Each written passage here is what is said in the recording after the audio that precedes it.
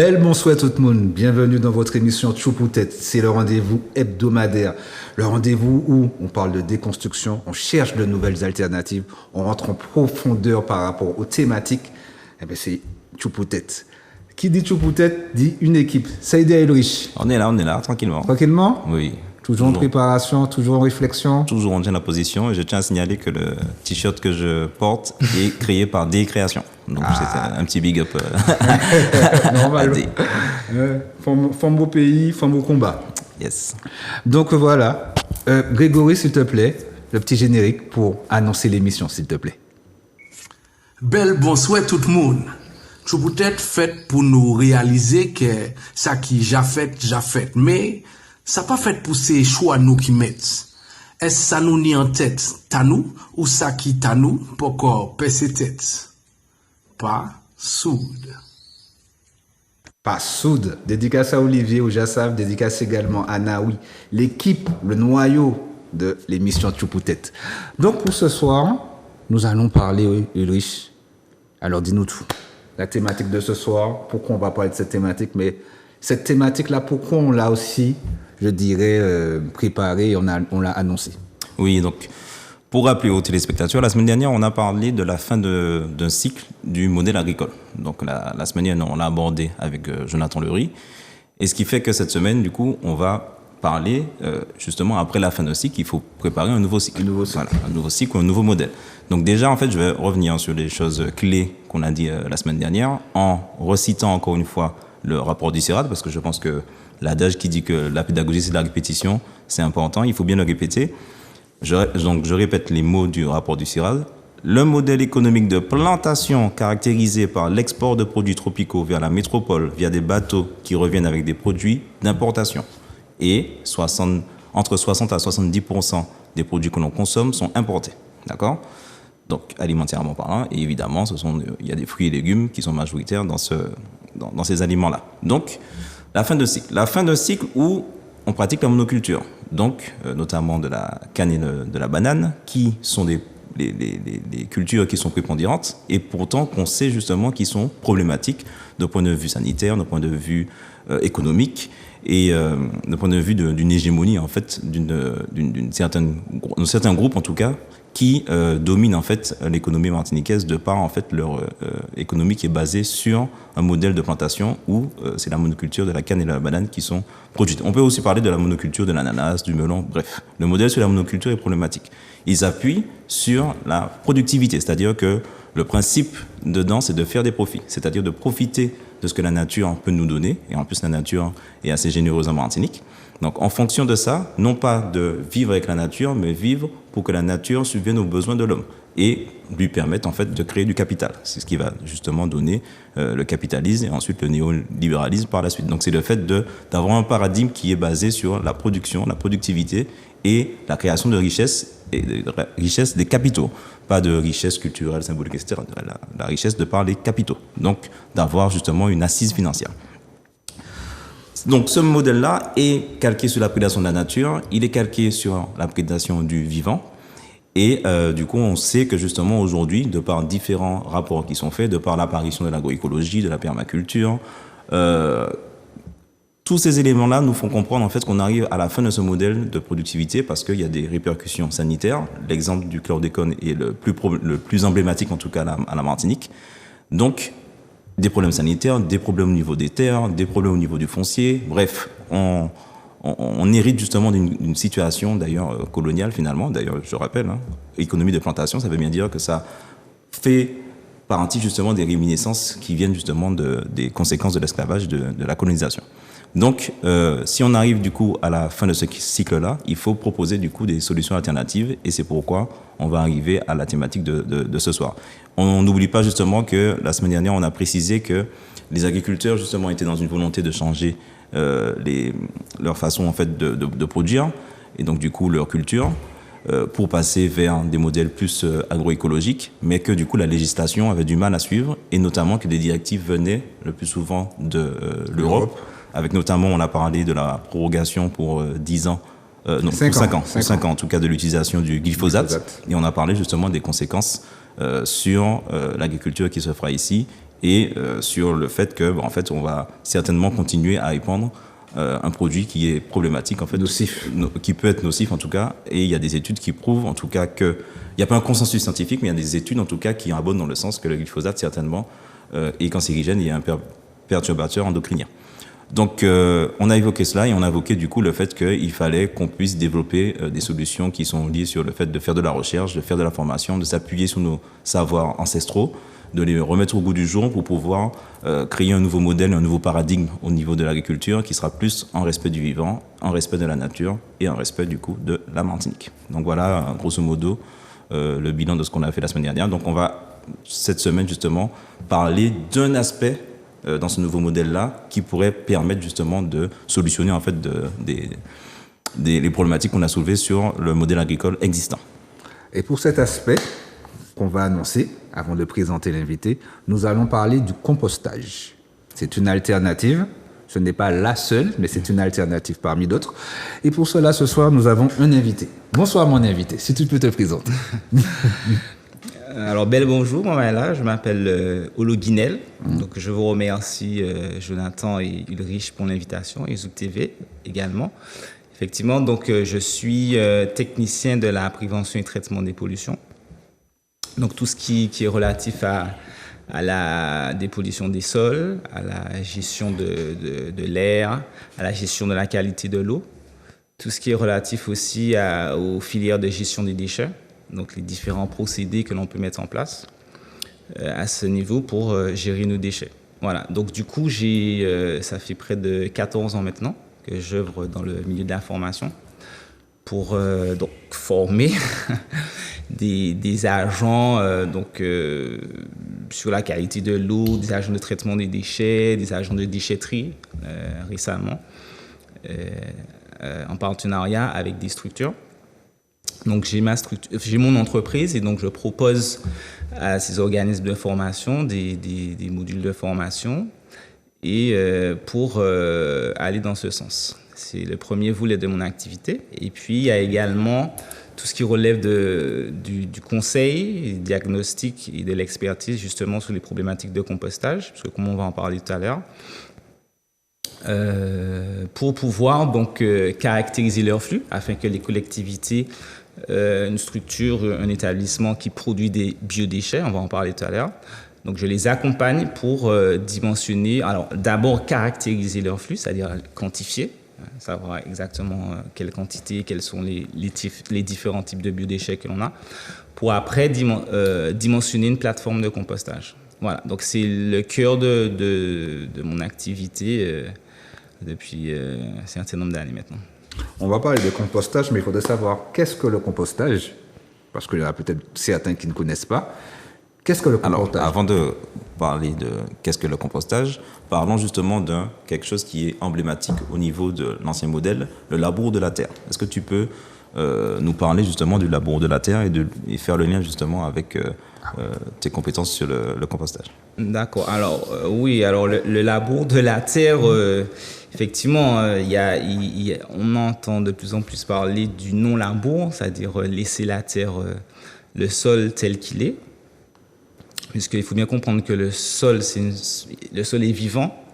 Et quand on va le labourer, donc on va altérer ses qualités physico-chimiques, ses qualités biologiques notamment. Et voilà, donc du coup, c'est une longue pratique agricole que l'on a de labourer, pensant que c'est plus efficace. Et du coup, comme vous l'avez évoqué effectivement dans l'émission précédente, avec des techniques qui peuvent, j'allais dire, malmener la terre, hein, parce que avec des engins qui vont eh bien, rentrer dans le sol avec des charrues ou bien des griffes, etc., on va altérer le sol. Du coup, qu'est-ce qui va se passer? Eh bien, on va perdre cette biodiversité, donc toute cette pédofaune notamment, qui est utile à la vie du sol. Un sol, c'est vivant. Un sol est composé de plusieurs... Alors, c'est un peu long. Alors, je vais déjà dire c'est quoi un sol, hein. Rappeler c'est quoi un sol. Donc, c'est l'altération d'une roche mère sur des temps quand même assez longs, sous l'action de facteurs pédoclimatiques, avec aussi l'action de micro-organismes et de décomposeurs qui vont permettre de créer ce sol au fur et à mesure. Donc, quand on va altérer le sol, quand on va le labourer, on va perdre ses qualités au fur et à mesure. En plus, donc, on va utiliser des produits phytosanitaires. Donc, dans l'agriculture intensive, enfin, on appelait intensive avant, maintenant on appelle conventionnelle ou raisonnée, mais bon, chacun se fera son idée. C'est les termes. Hein? Oui, voilà. Donc, du coup, voilà. Donc, en labourant, en fait, on va réduire la capacité du sol à nourrir les plantes. Parce que il faut rappeler aussi que c'est le sol qui nourrit la plante. Donc, pour que les plantes soient en bonne santé, il faut que le sol soit en bonne santé. Voilà. Donc, de plus en plus, on déconstruit cette histoire de labour et il y a des techniques qui permettent effectivement de laisser le sol et de le revitaliser, notamment par la pratique du compostage, les différents amendements organiques que l'on pourra mettre pour pouvoir revivifier le sol. Voilà. Ok, du coup la transition est toute trouvée. Voilà, trop c'est pas qu'à faire jouer. Donc effectivement, avant de parler de compostage, il fallait parler de la labour de la terre. Qu'est-ce que le compostage?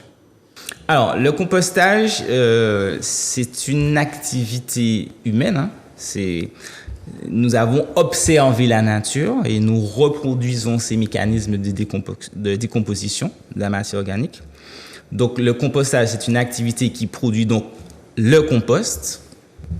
Et en fait, c'est un processus de dégradation de la matière organique, donc les déchets biodégradables que l'on aura, sous l'action de micro-organismes et macro-organismes, on pourra en parler aussi, dans un environnement maîtrisé, c'est-à-dire de chaleur, d'humidité et d'oxygénation. On va permettre à ces micro-organismes de décomposer la matière organique pour obtenir un composé humique stable, assimilable par les plantes. Voilà, donc c'est ça le compostage. Excuse-moi. Oui, alors je traduis de manière plus vulgarisée.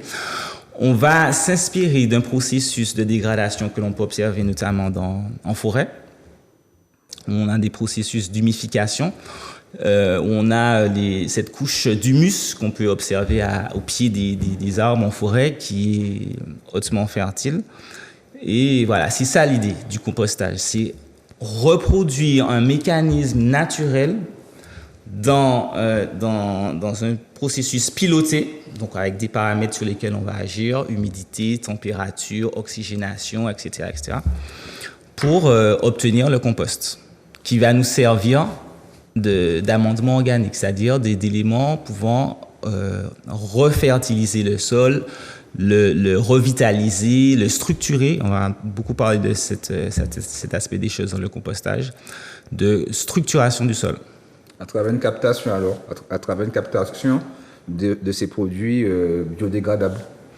Oui, alors du coup, là, l'intérêt du compostage, effectivement, il est multiple. On va pouvoir récupérer donc des déchets organiques, des déchets biodégradables de cuisine, par exemple, des déchets de jardin, de la tonte de l'élagage, etc.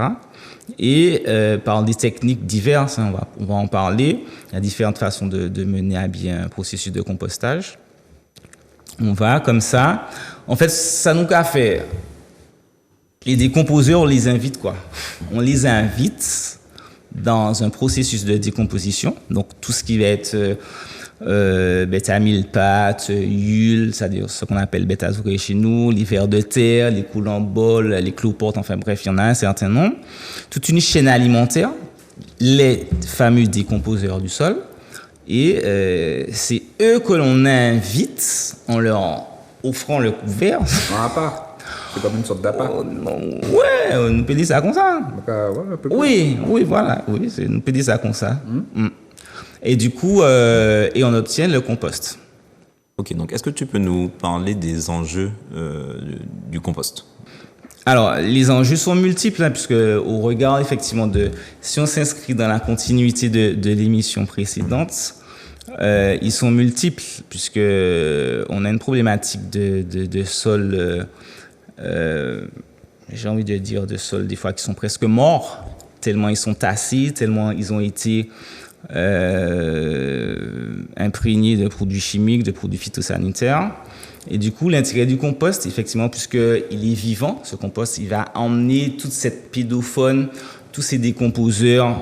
Alors, on parle beaucoup des insectes, mais il y a aussi les algues, les microalgues, les champignons qui sont très présents dans le sol.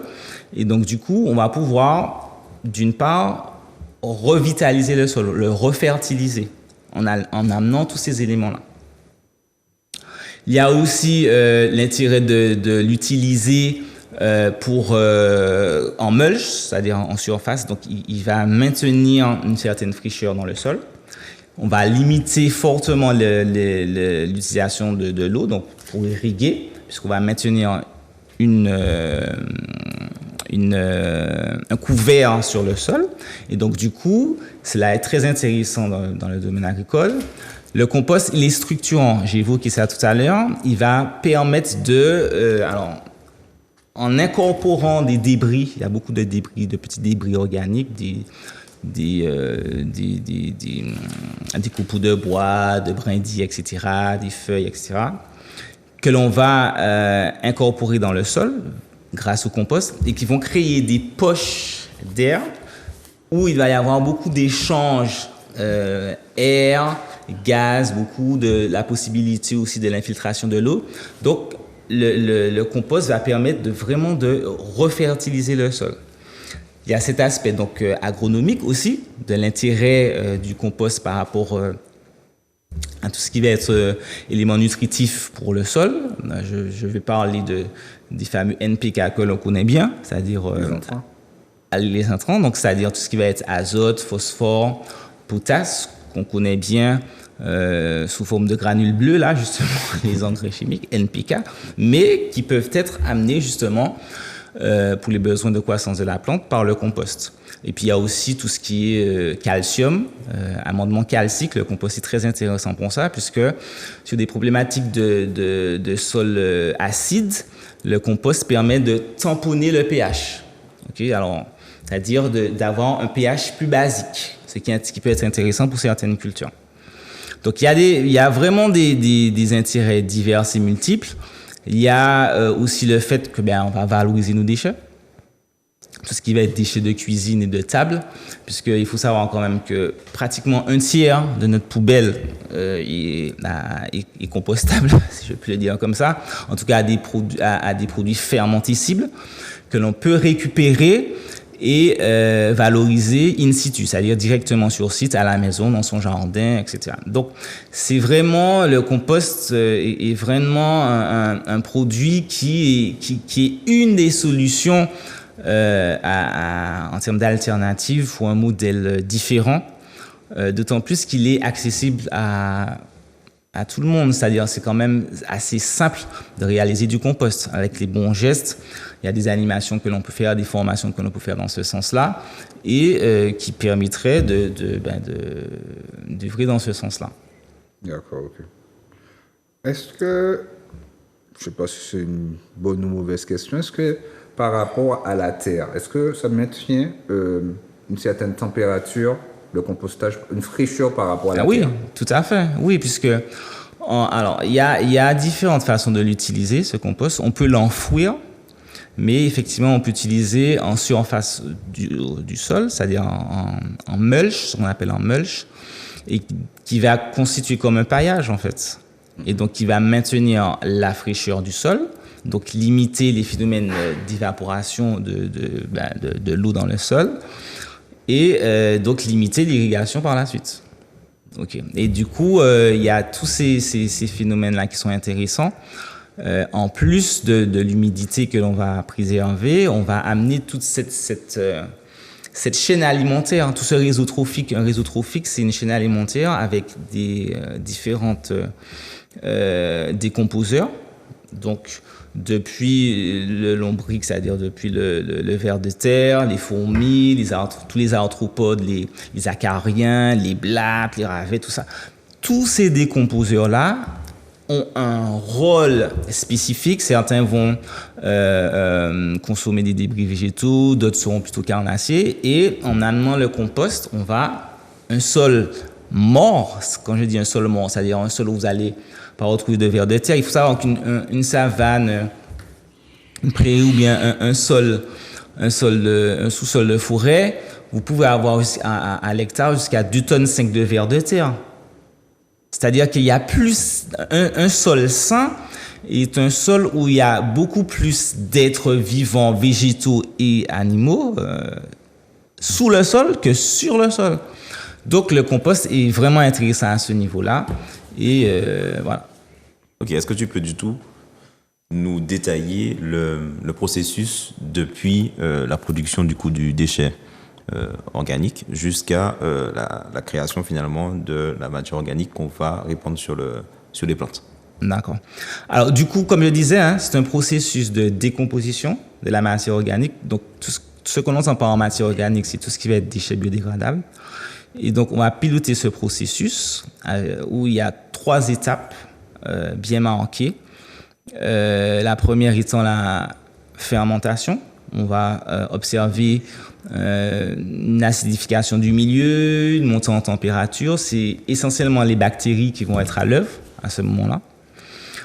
Une deuxième phase de maturation du compost, où là, on va voir apparaître justement les différents décomposeurs. Il va y avoir aussi beaucoup le règne des champignons, puisque les champignons ont la capacité de pouvoir décomposer certains composés organiques spécifiques. Je pense notamment à la lignine, qui est un polymère qu'on retrouve dans les végétaux et qui confère au végétal une résistance, une rigidité, une résistance à la décomposition, justement.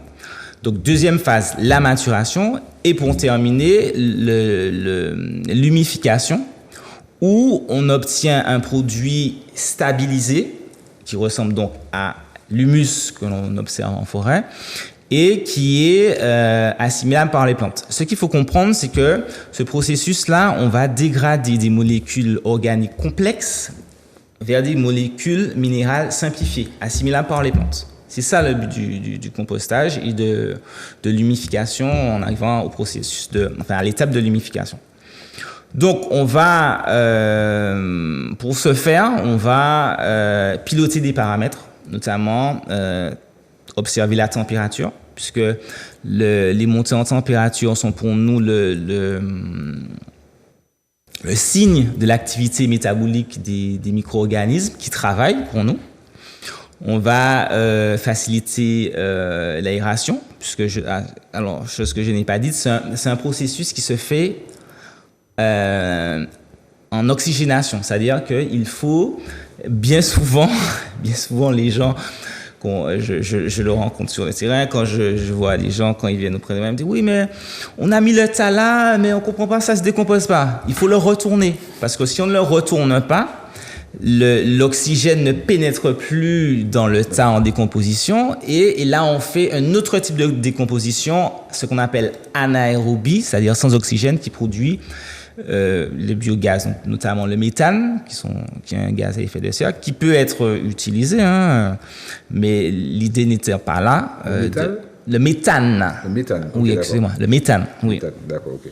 Donc du coup, il faut aérer le compost, le retourner au moins une fois par mois pour pouvoir aboutir à un processus quand même avec une matière stabilisée. Voilà, donc on va vérifier la température, l'humidité aussi, puisque sans humidité non plus, il n'y a pas de décomposition. Si vous calez un peu les aux oranges là, au capon, il y a d'un côté sans eau, ça va s'assécher, ça va pas se décomposer. D'accord ? En tout cas, ça va prendre beaucoup de temps. Voilà, donc il faut de l'humidité. Et puis, effectivement, on va observer certains autres paramètres, notamment la texture, la couleur, parce qu'on va aller d'une structure multicolore, les tomates, carottes, épluchures de melon, enfin un peu de tout. On va avoir une diversité de couleurs au début du processus qu'on va l'amorcer, et on va tendre vers une couleur plus ou moins uniforme et qui est le signe pour nous de la stabilisation du processus. On va tendre vers l'humus. Donc tous ces paramètres, on les observe, on les pilote par des bons gestes, par de bonnes pratiques pour aboutir au compost. Période carrée, pas bon pour compostage alors. Oui, non, pas ni pièce pour vraiment ça. Alors, je parle surtout pas. Comme tu parles beaucoup d'humidité, par rapport quand il fait super chaud, quand le soleil tape fort. Alors, c'est pourquoi je parlais de la période du carême. Oui, alors ta question, elle est pertinente, elle est intéressante parce qu'elle nous amène au choix de l'emplacement du composteur. Si on utilise par exemple les bacs, on fait du compostage en bac, vous pouvez mettre en bas soleil là, quoi. Donc il faut prévoir effectivement des lieux ombragés parce que comme on monte en température sur le processus, enfin sur l'étape de fermentation, on peut monter jusqu'à 70 degrés, voire 80 pour certains tas. J'ai envie de te dire que si ça en bas soleil midi, tu vas avoir une perte d'humidité importante. Donc, vaut mieux mettre faire le processus à l'ombre. Et le carême n'est pas problématique parce que on va arroser. Tu vois, on va arroser. Il y a des moments où on va arroser. Il y a des tests d'humidité, des tests simples qu'on peut faire avec le poignet en vérifiant l'humidité du compost. Et pour voir s'il est assez gorgé d'eau, s'il y en a pas assez, donc on rajouterait de l'eau, etc. Donc le carême n'altère pas vraiment le processus. Disons, à partir du moment où on le pilote bien, quoi. Disons, il y a plus de surveillance à cette période-là. Pas forcément? Non, pas forcément. Pas forcément. J'ai envie de te dire non, pas forcément. Hein. C'est de toute façon, ce qu'il faut bien comprendre, c'est qu'il faut suivre le processus. C'est-à-dire que il faut effectivement, si on constate certains dysfonctionnements, par exemple, on a une forte perte d'humidité et que le tas devient sec, on va l'arroser. Il y a pour nous aussi l'apparition notamment de ce qu'on appelle la pourriture blanche, qui est un champignon qui nous alerte sur une perte une diminution de l'oxygène dans le tas et aussi un compost trop sec. Donc comme ça, en pilotant, en observant, il faut beaucoup observer, on aboutit à un compost tout à fait intéressant à utiliser. Donc, est-ce que tu peux, du coup, je crois que tu l'as déjà fait, mais répéter les différentes techniques de compostage qu'il y a? Alors, non, je n'en ai pas encore parlé. Alors, les différentes techniques vont dépendre de la quantité de déchets qu'on aura, de déchets organiques qu'on aura à gérer. Et là, on a effectivement plusieurs possibilités. On a ce qu'on appelle le compostage en bac, qui a été beaucoup plébiscité notamment par nos EPCI ici, où on a fourni aux gens qui étaient demandeurs, qui voulaient faire du compost des bacs en plastique, qui permettent d'aboutir au processus. Donc, compostage en bac. On a aussi tout ce qui est compostage en silo ou en andin. L'andin, c'est comme une butte, hein.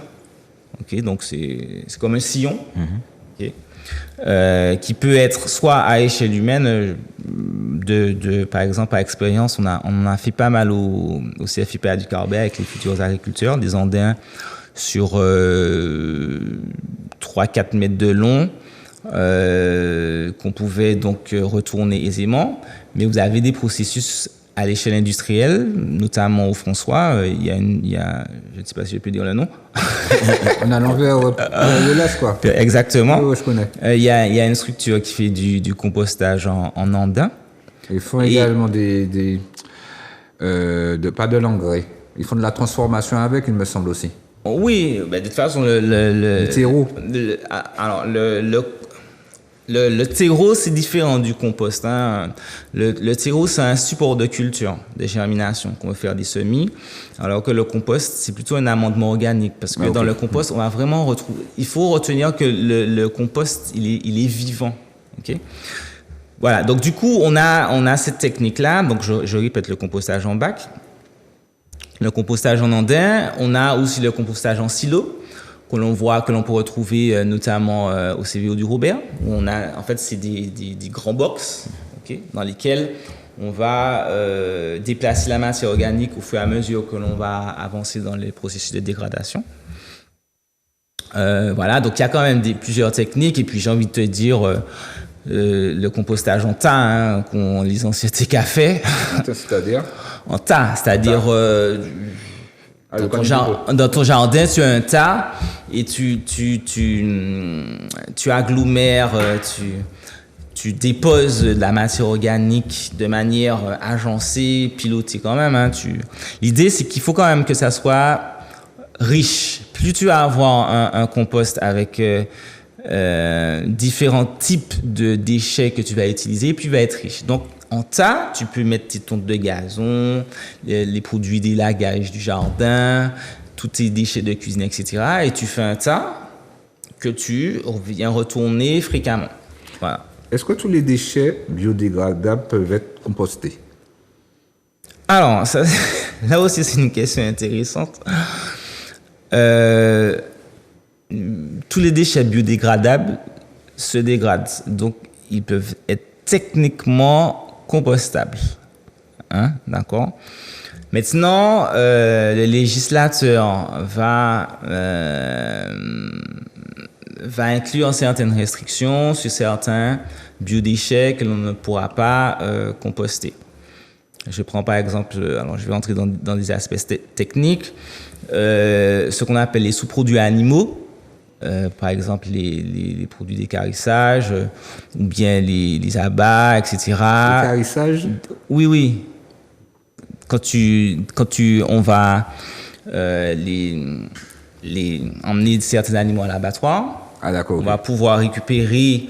Il y a la viande qu'on va utiliser à vendre, mais tu as des sous-produits. D'accord. Donc, ces sous-produits animaux-là, il y a deux catégories, span 1, span 2, que l'on ne peut pas, parce qu'il peut y avoir des germes pathogènes. Je prends un cas simple, par exemple, une structure qui fait de l'abattage de poulet et qui va commercialiser le poulet. Si le poulet il est fatigué, il a la fièvre, etc., il a la grippe, hein, il va passer en span 1, donc sous-produit que l'on ne pourra pas. Il est techniquement biodégradable, hein, mais le législateur nous interdit de l'inclure dans un processus de compostage classique que l'on pourrait mettre en place. Donc il y a d'autres techniques pour notamment l'incinération qu'on va utiliser. Et voilà. Donc, il y a une certaine exclusion réglementaire pour l'utilisation des biodéchets pour la pratique du compostage. Voilà, il y a cet aspect-là.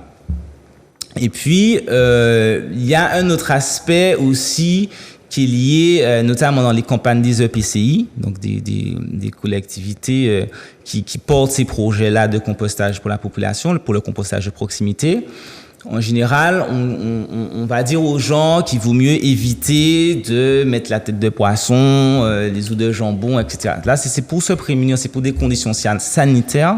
Aussi, en cas, les bons gestes ne seraient pas respectés et qu'il pourrait y avoir des nuisances. Voilà. Donc, voilà, j'espère que j'ai été clair. Il y a un aspect réglementaire où le législateur va y mettre certaines restrictions sur certains biodéchets pour le compostage. Et puis, il y a l'aspect que techniquement, tous ces déchets biodégradables, hein, la nature... et d'ailleurs, c'est comme ça que le sol se forme. Quand tu as ce qui sont en monico ou bien... On va savoir, en zanimoka, moazan en forêt, l'animal, le cadavre va tomber sur le sol, il va être décomposé par des micro-organismes, des bactéries, par des vers, etc. Ça va donner à terme l'humus. Donc, voilà. D'ailleurs, quand on parle de ça, par exemple, je prends un exemple plutôt, qui s'est fait juste avant l'émission. Quand je l'ai annoncé avec la thématique, une amie qui me dit, bon, est-ce que vous pouvez parler de l'alternative où il n'y a pas des odeurs et puis il n'y a pas des nuisibles? Est-ce que tu peux, parce que ça c'est une grande idée reçue. Je lui ai dit, regarde l'émission, ça va t'intéresser. Est-ce que tu peux nous parler justement de ce grand mythe qu'on a sur le fait qu'un compost, ça pue et ça emmène des nuisibles? Ouais, alors justement, donc si ça pue... c'est qu'il y a quelque chose qu'on ne fait pas, qu'on ne fait pas bien, et c'est le signe pour nous justement de revoir nos pratiques. Donc, je rappelle que le compostage, c'est un processus de décomposition avec oxygène. Donc, quand ça pue, c'est qu'il y a un manque d'oxygène. On fait de la décomposition anaérobie, c'est-à-dire sans oxygène. On va produire ce fameux biogaz qui contient du méthane, mais qui contient aussi de l'ammoniac, de l'hydrogène sulfuré, qui a cette odeur d'œuf pourri, là, etc. Donc, si ça sent, c'est qu'on ne fait pas les bons gestes. Donc, il faut, à ce moment-là, aérer. Et en aérant, on va réoxygéner le tas. On va permettre aux micro-organismes de faire le travail comme il faut pour que ces odeurs ne soient plus, qu'on ne les sente plus. Ça, c'est le premier élément. La deuxième chose, c'est que pour les nuisibles, effectivement, il y a un certain nombre de gestes à respecter qui ne... Justement, quand les gens me posent la question, ils me disent « Oui, mais j'ai mis le tas là, j'ai mis dans les déchets dans le tas, mais ça ne se décompose pas. » Ou bien, ils constatent que ça se tasse, mais que ça prend du temps. Donc, il y a des gestes à opérer quand on va charger son composteur. Il y en a 4. C'est verser, étaler, mélanger et couvrir. Le dernier, là, le couvrir. Il faut toujours terminer le changement du bac, notamment du bac à compost, par de la matière organique sèche qui permet justement de limiter les odeurs et limiter aussi l'intérêt des nuisibles pour le tas. Donc, ça, c'est un aspect qu'il faut vraiment, sur lequel il faut être vigilant, d'où les formations que l'on peut faire dans ce sens, les animations, puisqu'on en fait aussi, pour que les gens aient les bons gestes. Et puis, dernier élément, si vraiment, parce que ça peut arriver, des fois, on est à la campagne, ratelac à courir de tous côtés, on a des dispositions que l'on peut prendre, notamment sur notre bac, en mettant des grillages sous les pourtours ou en dessous du composteur pour se prémunir de l'invasion des rats ou des chats ou autres, quoi. Voilà. Donc, si ça sent, il y a quelque chose à faire. Voilà. Et alors, est-ce que tu peux, du coup, nous parler aussi, parce que je pense qu'il y a peu de personnes qui sont au courant qu'à partir du 1er janvier 2024, les choses vont changer en termes de réglementation. Est-ce que tu peux nous Oui, alors effectivement. Donc, du coup, le législateur devient de plus en plus contraignant à ce niveau-là. Et les obligations ont beaucoup changé dans le temps. Au départ, c'était pour les professionnels, ce qu'on appelle le tri à la source. Il y a de cela plus d'une dizaine d'années. Il y avait un seuil de 120 tonnes pour les producteurs de biodéchets qui devaient valoriser leurs déchets, faire le tri à la source et les valoriser. Après, ce seuil a été abaissé à 10 tonnes, 5 tonnes pour les professionnels. Et là, au 1er janvier 2024, le législateur, il a étendu cet aspect réglementaire pour les particuliers, donc pour tout le monde, tous ceux qui produisent des biodéchets, donc les collectivités, les professionnels, le citoyen lambda. Il y a une obligation au 1er janvier 2024, donc la loi AGEC, anti-gaspillage pour une économie circulaire, qui nous impose donc le tri à la source de nos biodéchets. Ça veut dire quoi? Ça veut dire que il faudra distinctement séparer nos flux de déchets, donc les recyclables, les biodégradables, les dangereux, etc., etc. Et du coup, quelle solution s'offre à nous à ce niveau-là, puisque on ne va pas pouvoir tous faire du compostage, on n'a pas tous un jardin, ou on ne sait pas tous faire du lombricompostage, etc., etc. Donc, quelles alternatives s'offrent à nous? Alors, il y a la collecte séparée, c'est-à-dire la collecte séparée sélective sur les biodéchets. Par tri? Oui, c'est-à-dire le tri. Donc, les collectivités organisent, celles qui ont la compétence, organisent le tri à la source. Donc, on va pouvoir, dans une collecte séparée, venir en porte à porte récupérer les biodéchets des citoyens.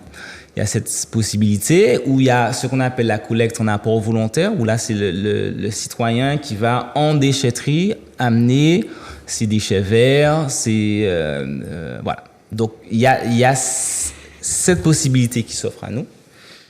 Il y a aussi forcément donc la pratique du compostage, le compostage partagé, ce qu'on appelle partagé, où on va voir fleurir beaucoup de projets dans les cités, auprès des bailleurs sociaux, où on va accompagner le compostage collectif. Les gens pourront, avec des dispositifs qui doivent être mis en place, pourront pratiquer le compostage de manière collective. C'est bien ça.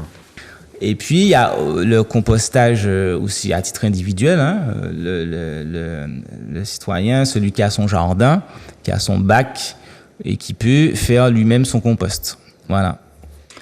Donc, ça veut dire que si on passe à une phase réglementaire, donc on vient de voir qu'il y a des bonnes pratiques à connaître. Il y a des gestes. C'est pas une pratique, justement, qui est née comme ça, où les gens le font de façon totalement empirique. Tu viens de le dire, qu'il y a des gestes qui permettent déjà d'éviter les fameux mythes, justement, des odeurs et que ça peut être nuisible. Et du coup, il faut connaître ces bonnes pratiques-là. Donc, il y a des professionnels qui le font. Est-ce que tu peux nous parler, du coup, des enjeux de la formation sur le compostage? Alors, effectivement, oui, il y a des professionnels qui s'organisent dans ce sens-là pour accompagner justement l'aspect réglementaire, pour accompagner les collectivités, accompagner les particuliers et les professionnels. Et du coup, c'est ce que je fais, notamment au sein de mon entreprise. Et il y a la possibilité de monter en compétences avec un certain nombre de métiers qui se mettent en place au nombre de 4, avec dans l'ordre croissant des responsabilités. Il s'agit donc du référent site, du guide composteur, du maître composteur et du chargé de mission de déchets. Donc, ce sont des métiers qui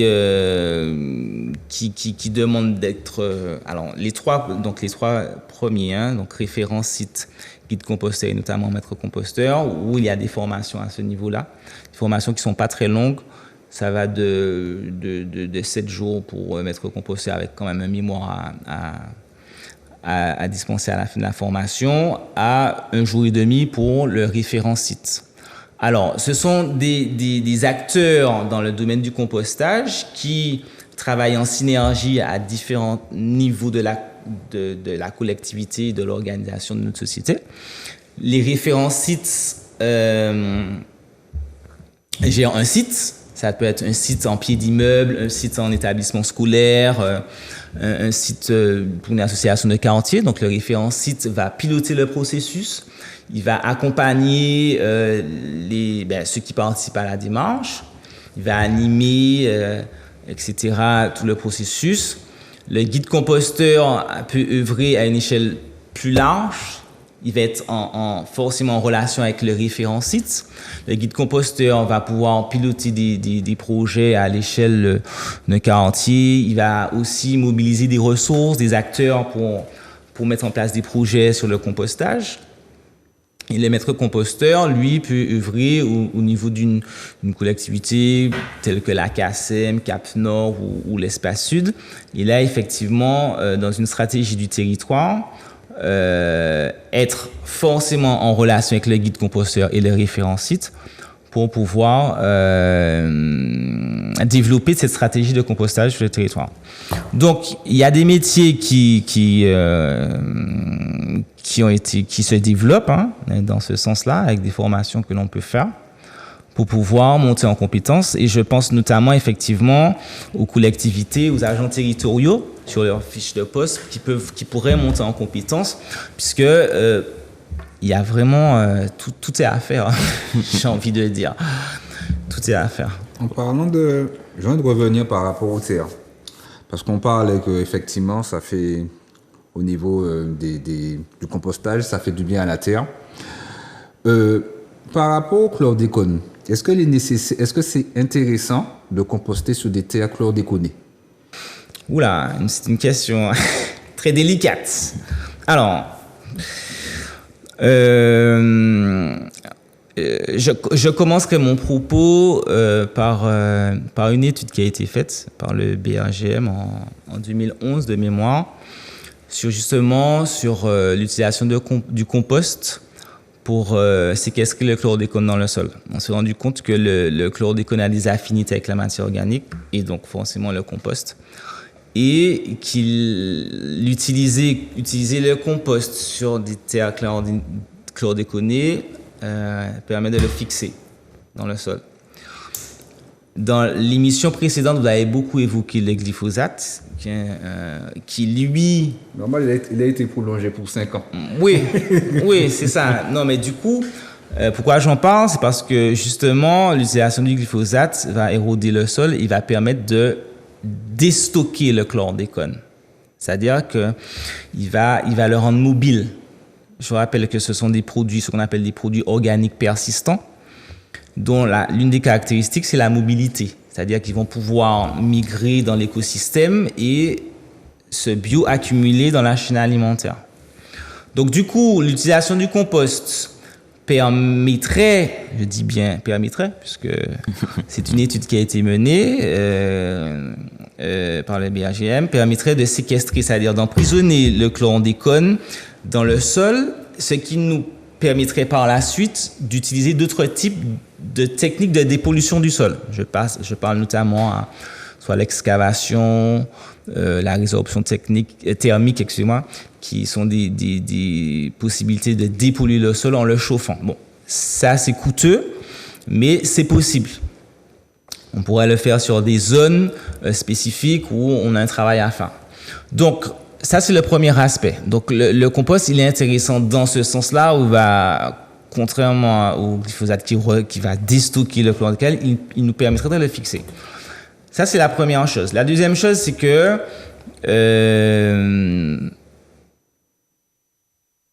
le compost amène du vivant, des décomposeurs, et du coup, va revitaliser le sol. Il faut savoir quand même qu'il y a des études qui sont menées dans un certain sens où il y a certaines bactéries qui ont des capacités à dépolluer le sol, notamment sur certains pesticides. Donc, on est très... c'est-à-dire que le chlordécone, c'est l'arbre qui cache la forêt. Parce qu'il y a plus d'une centaine de molécules chimiques que l'on a utilisées en Martinique dans l'agriculture. Les fongicides, les pesticides, les insecticides, etc. etc. Donc, il y a des souches bactériennes que l'on va peut-être retrouver dans le compost qui nous permettraient, donc ça ce sont des hypothèses, qui nous permettraient à terme de limiter la pollution dans les sols. Voilà, donc il faudrait qu'on fasse des études dans ce sens-là. Et puis, par rapport aux cultures immédiates, il ne faut pas perdre de vue que si un sol chlordéconé, on ne va pas favoriser les tubercules, les plantes racines. Donc, on va toujours favoriser c'est ça. Donc, on va favoriser des plantes aériennes.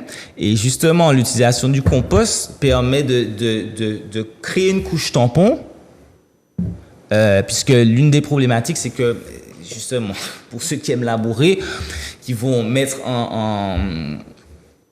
qui vont pulvériser, qui vont mettre en suspension les éléments du sol.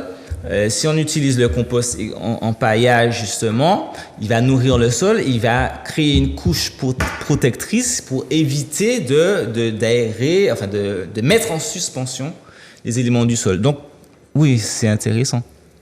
Est-ce que tu peux nous parler, notamment, parce qu'on a parlé justement des décomposeurs et des grands décomposeurs qui ont une grande image justement négative dans l'imaginaire commun, donc notamment du rôle du ver de terre et du scolopendre. Est-ce que tu peux nous en parler? Alors oui, effectivement, c'est un monde méconnu. On progresse encore sur la connaissance du sol. Et du coup, il faut bien comprendre que c'est toute une chaîne alimentaire, j'en ai parlé tout à l'heure, toute une chaîne alimentaire qui se met en place. Et le ver, il a un rôle spécifique, ce qu'on appelle notamment les vers épigés, qui vivent en surface du sol. Bon, il y en a plusieurs types, il y a plusieurs types de vers. Il y en a qui descendent plus en profondeur. Mais du coup, le ver de terre, il fait quoi? En fait, la matière organique en surface, il la ramène au fond, et celle du fond, il la ramène au-dessus. Donc, il fait un brassage comme ça, dans le sol, il va aérer le sol, ok? Il va creuser des galeries, etc. Donc, il va ameublir le sol. Et il faut savoir quand même que le ver de terre, quand il va consommer la matière organique, il va utiliser 5% seulement pour ses besoins métaboliques et il va relarguer 95% dans le sol, enrichi de de tous les micro-organismes qu'il y a dans son tractus digestif. Donc il fait de l'ensemencement. Très clairement, c'est de l'ensemencement. Et j'ai même envie de dire que il faut rappeler ça aux gens, que c'est un processus digestif en fait. C'est comme ce qui se passe dans notre estomac, dans notre intestin, etc. Les décomposeurs vont faire la même chose. Ils vont consommer la matière organique et ensuite l'excréter enrichi des micro-organismes. Donc le ver de terre, c'est le champion bonsain. OK? Et puis le scolopendre, dont on peut craindre la morsure, c'est vrai, mais il a un rôle fondamental parce que c'est le grand prédateur dans la chaîne trophique du sol. Et donc il permet comme ça de réguler les différentes populations de décomposeurs qu'on a dans le sol. C'est comme si vous enlevez le lion dans la savane africaine. Vous allez avoir une prolifération des herbivores. Donc, chaque décomposeur a son rôle et il est bon pour nous de préserver tous ces micro et macro-organismes parce que c'est eux qui font le travail. Tout à l'heure, on a évoqué notamment les techniques sans labour. Ben c'est eux, hein. C'est-à-dire que dès qu'on va privilégier l'activité de tous ces décomposeurs, moi j'ai envie de dire, l'agriculture, ça devient un peu plus tranquille parce qu'on a moins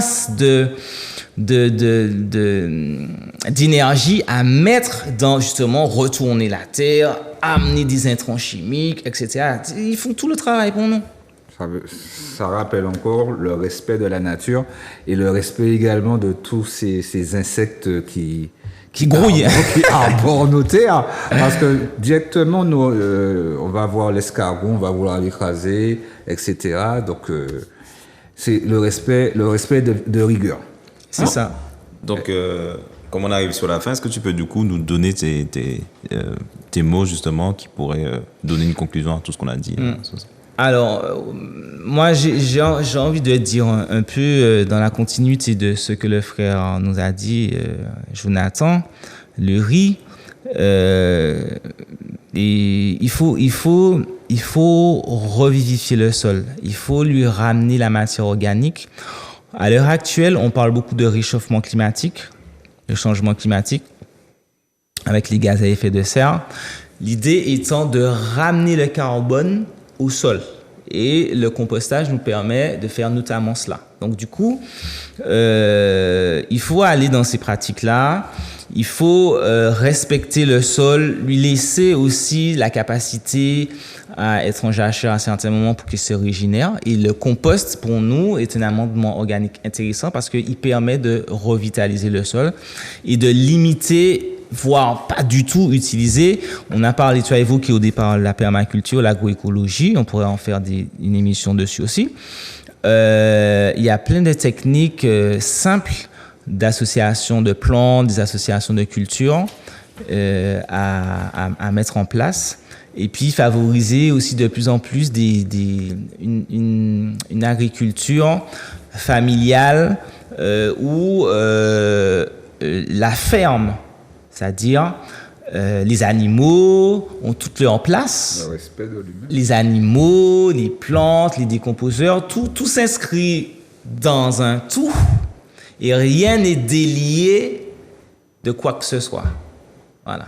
Ok, ben merci pour ça, parce que ça permet justement d'aborder le fait que cette alternative permet effectivement de se réconcilier avec le vivant et d'arrêter en fait de considérer que nous sommes ceux justement qui peuvent se permettre déjà de les classifier en mettant ça c'est ceux qui sont utiles, ça c'est ceux qui sont inutiles.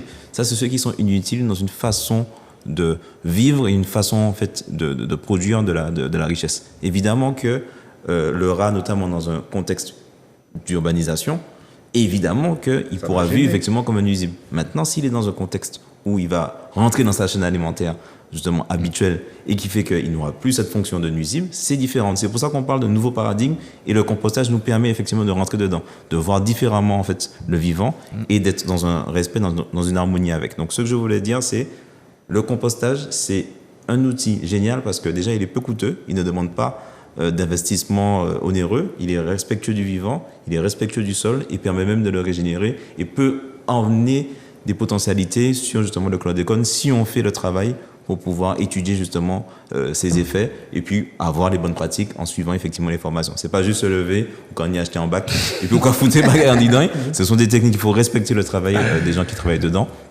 Et ça peut même apporter des perspectives d'avenir parce que, comme il l'a dit, ça permet de développer 4 métiers. J'espère que les conseillers d'orientation qui vont regarder cette émission pourront ensuite aiguiller justement nos jeunes vers des métiers qui sont porteurs parce que forcément à l'avenir, ben là c'est réglementaire, mais au-delà du réglementaire, comment on va changer de modèle, ben là en fait ils vont prendre toute leur place dans l'écosystème qu'on a. Parce qu'on peut dire aussi que c'est préventif et également curatif, donc c'est toujours très intéressant pour nous et pour nos terres. Eh bien, sur ce, nous touchons la fin de l'émission.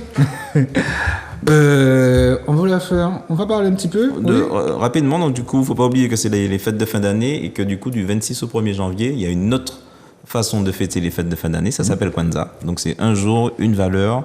On allume une bougie, on apporte de la nourriture pour partager en famille et on passe justement 5 jours d'abondance dans le respect justement de nos spiritualités. La solidarité. Exactement. Donc voilà, donc bonne fête à vous et le rendez-vous est pris à la semaine prochaine. Bye bye. Bien propre.